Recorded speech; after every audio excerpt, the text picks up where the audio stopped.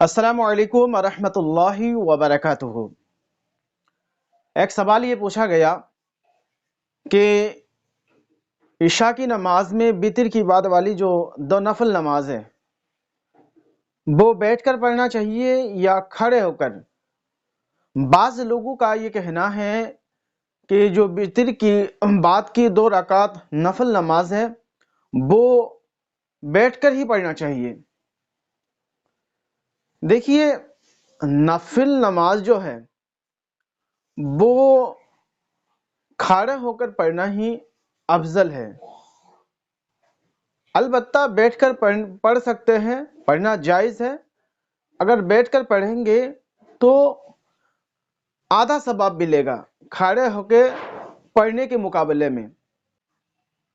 اور یہ حکم سبھی نفل نماز کا ہے، چاہے عشاء کی ہو، چاہے ظہر کی ہو، چاہے مغرب کی ہو، چاہے اور دوسری نفل نماز ہو۔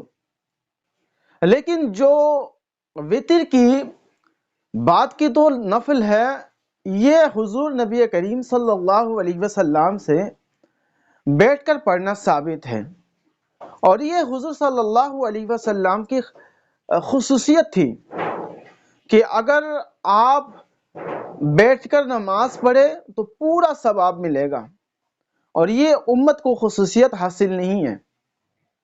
اور حضور صلی اللہ علیہ وسلم وتر کے بعد 2 نفل نماز بیٹھ کر کیوں پڑھتے تھے؟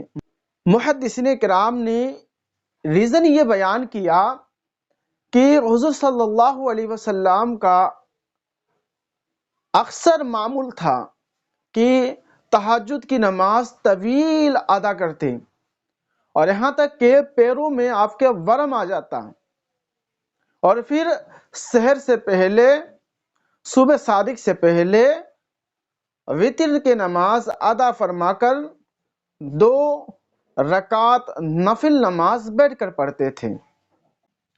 البتہ کوئی اتباع سنت کی نیت سے وتر کی بعد کی 2 رکعت نفل نماز پڑھے کہ اس طرح پڑھنا حضور سے ثابت ہے، تو اسے پورا ہی ثواب ملے گا انشاءاللہ۔